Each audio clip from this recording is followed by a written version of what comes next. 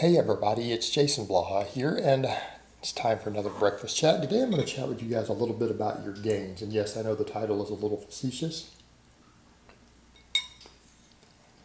but it gets people's attention.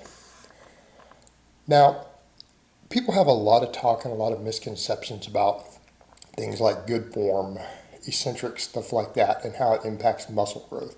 And the reality is, when you start looking at the actual research, how strict your form is on a lot of movements doesn't impact muscle growth or activation in any meaningful way. And I'm not saying it doesn't matter. I'm saying that for some exercises, loose form can actually give more muscle growth. Just keeping in mind though that muscle growth usually involves other muscles. And there are plenty of exercises where, especially big multi-joint movements, where bad form can de-emphasize important primary movers. Hence one reason a lot of morons out there think the bench press is terrible for the chest when the pecs are in fact the primary mover, because they use bad form and dive bomb a bench and bounce it off their chest, thus removing as much chest as possible, right? They're taking as much chest as they possibly can out of the movement and making it slightly more delt and tricep dominant. Well, in that case, it doesn't make a lot of sense, right? Because you do want your chest to grow from the bench press. You do want it to grow. There are other movements where a lack of control causes injuries. How about a good morning? That's a perfect example. It's one of the things I tell a lot of my lifters early on, because I push the good morning a lot. All my lifters do it. A lot of them dive bomb their eccentrics. They're just like almost a free fall eccentric on it, and they catch it at the bottom and come up because they think because they're doing 20 rep sets they can do that. Well, that's going to get them hurt as soon as we get any weight on the bar. Pull-ups, another one. That's why kipping pull-ups, those flop-ups they do at CrossFit, hurt so many people. Like, that's the stupidest, most injury-prone thing any brain-dead moron could have come up with. And if you do those, you're probably a fucking moron. And again, it's common sense when you look at what's going on. You're going to get shoulder impingements doing that. Pull-ups and chin-ups are known for that if you're not careful. I got my shoulder impingement a year ago that I've had to rehab doing pull-ups and overuse from pull-ups. So we need to be aware of those things. And I wasn't doing them cheating and flopping. So I'm not saying form doesn't matter. Okay, we need to get that out of the way. And I'm not saying on a lot of movements good form isn't essential to get what we want from the movement. What I'm saying is, especially for certain smaller movements, it's been extremely overrated. And the curl is a perfect example. And I like using the curl because it's something that most strength athletes, we don't care about our biceps that much. And quite frankly, it's easy for us to build functional, strong biceps with bigger movements, right? And it's the smallest muscle in the upper body. In fact, out of all the major muscles we train anywhere in the body, the biceps are smallest. They're smaller than your delts. They're actually, by far, the delts are actually the biggest muscle in the upper body. People don't actually realize. They're smaller than your delts, or smaller than your traps, your triceps, your pecs, everything. Smaller than lats. They're actually a really tiny muscle. In fact, they don't even make up as much of your arm measurement as you think they do. Your triceps are more important. People obsess over them, and they're a great one to use because you see tons of people acting like a really strict curl. And concentration curls is the key to developing their biceps. But then you've also seen people, and actually Bugenhagen has said this in videos, but the cheat curl is a phenomenal exercise. He said that repeatedly. It's a phenomenal exercise. He's actually right. When you look at the studies doing a really strict curl versus a cheat curl, which one do you think produced more muscle activation? Neither. They're identical. They're identical. No difference in muscle activation. Now people say, well, it can't because you're cheating, but you're using more weight. Or you're going to do a lot more reps. When you look at what's going on with it, what ends up happening? The bicep reaches failure. Let's say that you fail on rep 10 with 95 pounds on a really strict curl. But when you cheat curl, you can do 135 for 10, and then it fails. Well, what becomes the limit? The limit's not your upper back necessarily. if it's not your traps, still your biceps. When the biceps reach a certain level of fatigue, you fail.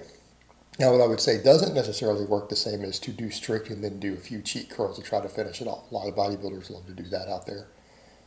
That's not necessarily helping you, because if you've reached failure with the bicep, you reach failure with the bicep, and you're basically just using a lighter weight.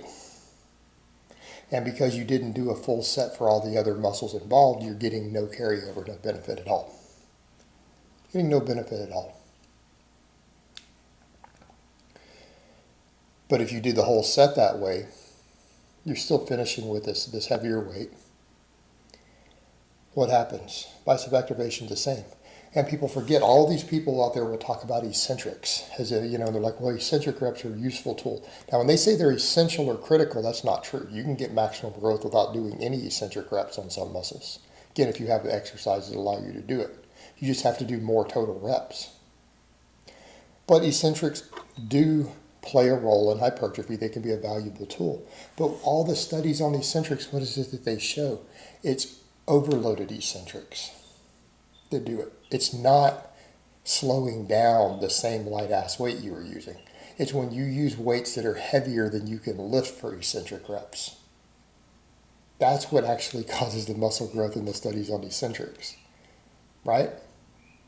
That's what's good. We've known this for 25 years. This isn't exactly new. It's not new science. It's probably existed before half of you ever touched or even born, let alone touched a weight. It's a cheat curl. You're cheating the weight up and using your traps and upper back. And then you are having to lower a weight that's too heavy for you to lift. Now people say, but it's not super controlled. It doesn't matter. You're still catching it with the bicep. The bicep is still getting an eccentric overload. Right? What else do we do that on very successfully? How about push presses? Anyone out there think a push press isn't a phenomenal exercise? Athletes all over the world for the past 100 years will tell you that you're a dumbass if you say that it isn't.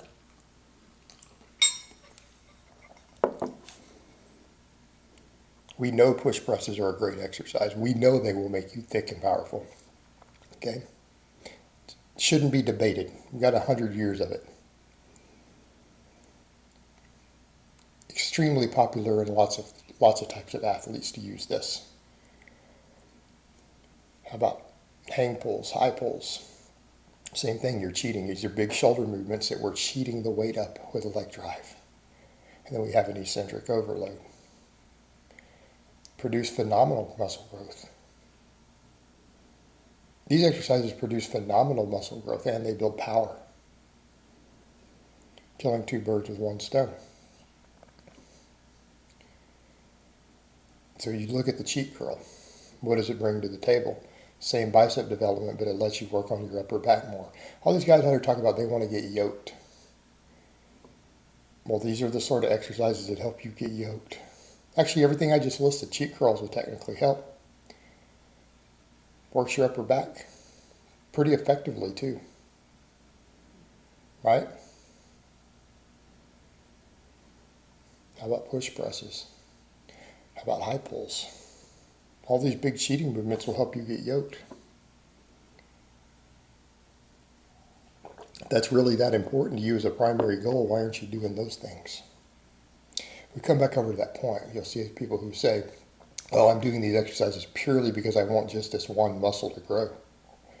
Well, that's fine. If you think that's a good use of your training resources. I don't know that it always is. Because none of you out there only care about just one muscle. And even if that muscle is your weak link, let's say your biceps really are your weak link for whatever reason you think that's the case. You still don't want your upper back to grow? And again, I'm not saying people should only do cheat curls.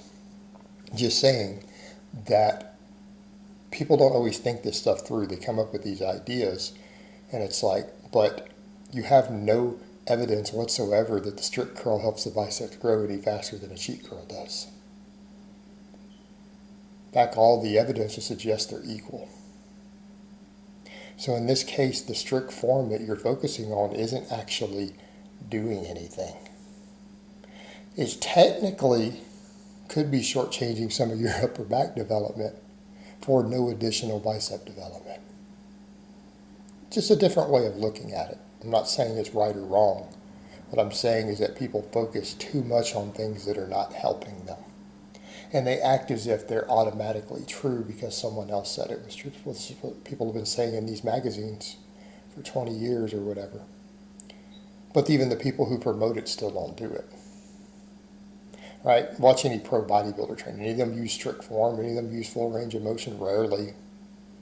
They just flop around, even when they do machines.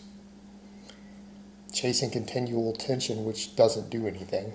In fact, maybe shortchanging their growth, but it doesn't matter because they're on enough stuff. Alright guys, but that's really all I have to say on that today. I hope it's been informative, and I will talk to you guys next time.